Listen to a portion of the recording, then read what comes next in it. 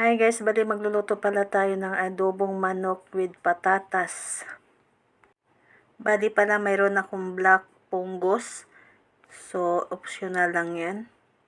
Patatas, asukal, toyo. Bali, nor seasoning. Bawang, paminta. Laurel at saka sili ang manok. And then, mag-prepare na tayo ng paglulutuan natin.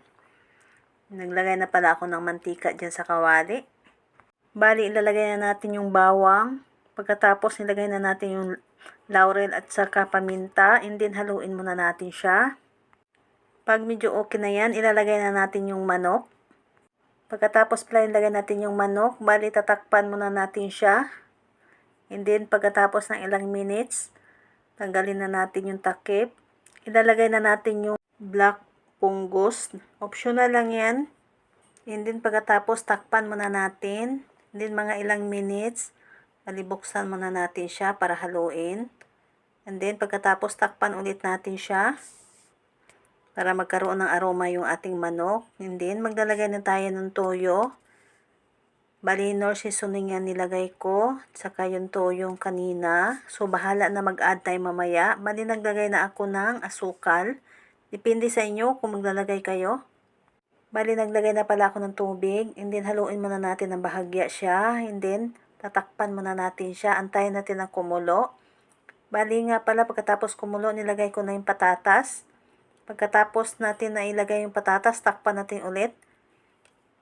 Pagkatapos na tinakpan natin siya, ayan na, haluin muna natin siya, kumukulo na. And then, pagkatapos pala niyan, mag-add na tayo dito ng toyo.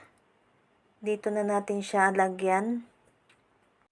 Depende sa inyo kung ano yung pangpalasa ang ilalagay nyo. Pwede kayo maglagay ng magic sarap o Ajinomoto. And then, haluin muna natin siya.